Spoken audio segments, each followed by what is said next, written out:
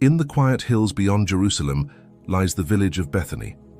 Here, in a modest home filled with the warm glow of late afternoon, Mary and Martha tend to their brother, Lazarus.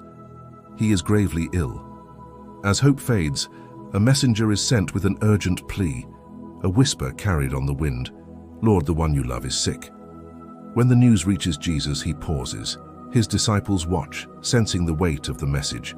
But Jesus' response is not what they expect. He says this illness will not end in death. He loved this family dearly, Mary, Martha, and Lazarus. Yet after hearing the news, he waited 2 more days where he was.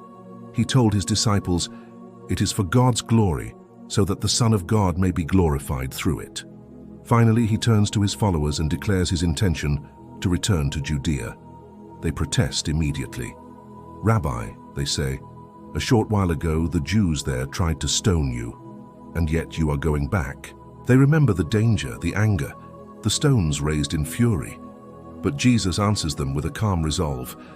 "Are there not 12 hours of daylight? Anyone who walks in the daytime will not stumble, for they see by this world's light." Then he tells them plainly, "Our friend Lazarus has fallen asleep, but I am going there to wake him." The disciples, misunderstanding, think he means natural sleep. So Jesus clarifies, "Lazarus is dead, and for your sake I am glad I was not there, so that you may believe, but let us go to him." By the time Jesus and his disciples arrive in Bethany, the air is thick with sorrow. Mourners fill the streets, their quiet grief a heavy blanket over the village. Lazarus had already been in the tomb for 4 days. Martha, hearing that Jesus was coming, goes out to meet him on the road. Her steps are urgent, but her voice is steady.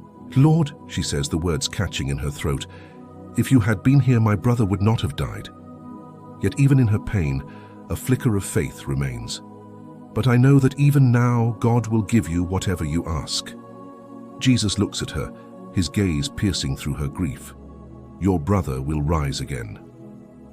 "I know he will rise again in the resurrection at the last day," she replies. It is then that Jesus speaks the words that will echo through eternity.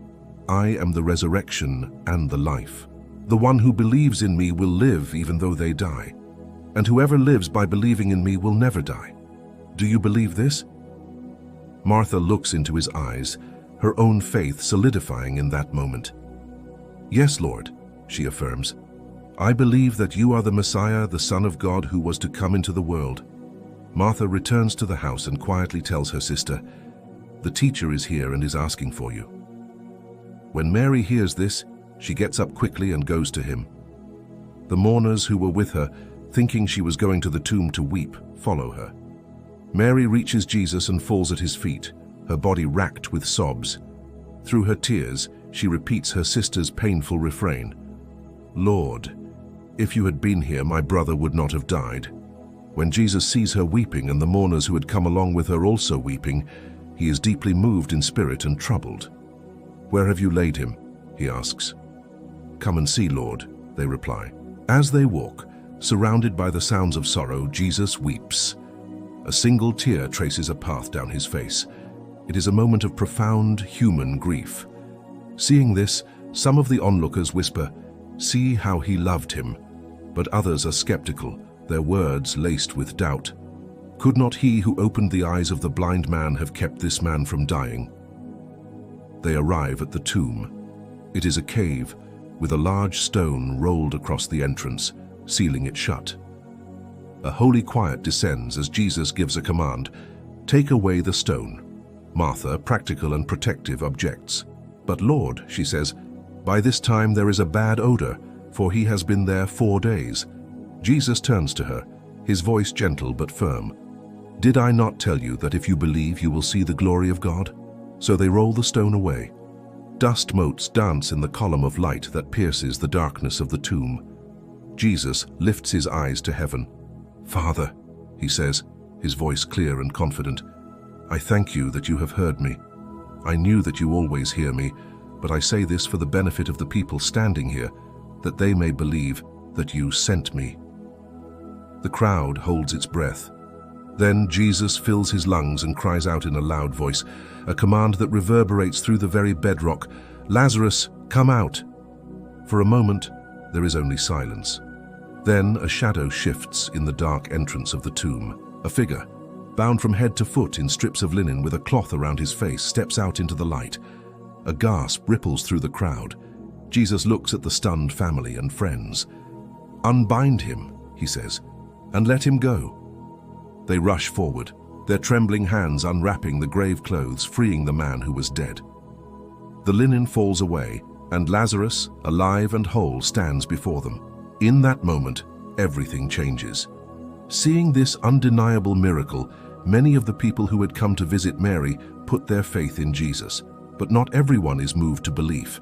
Some hurry away from the scene, their minds racing. They go straight to the Pharisees in Jerusalem and report what Jesus has done. The chief priests and the Pharisees call a meeting of the Sanhedrin, the ruling council.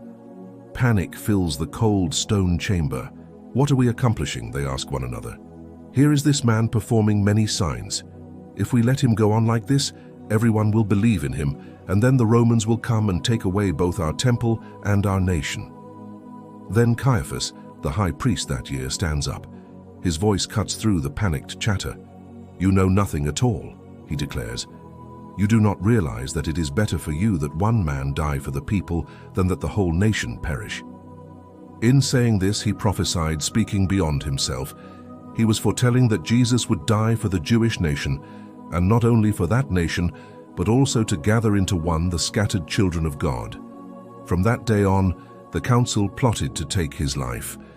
Knowing this, Jesus no longer walked openly among the people in Judea. Instead, he withdrew with his disciples to a village called Ephraim near the wilderness, finding a moment of quiet before the storm. Soon the Passover festival was approaching, and crowds began to ascend to Jerusalem from all over the country. The temple courts buzzed with anticipation and speculation. People searched the crowds, asking each other, "What do you think? Will he come to the festival at all?" The chief priests and Pharisees had given orders. Anyone who knew where Jesus was must report it, so that they could arrest him. The story of Lazarus is a story of waiting. Delay was not indifference, but a doorway to a far greater glory. It is a story of grief. Jesus wept before he commanded, sharing in our deepest sorrows. And it is a story of ultimate authority. It teaches us that when Jesus speaks, even death itself must listen. Even the grave must release its claim. His voice calls us out of our darkest places, unbinds us, and tells us to go free. Thank you for watching. If this story moved you, please consider subscribing to our channel and enjoy more Bible stories. We'll see you in the next one.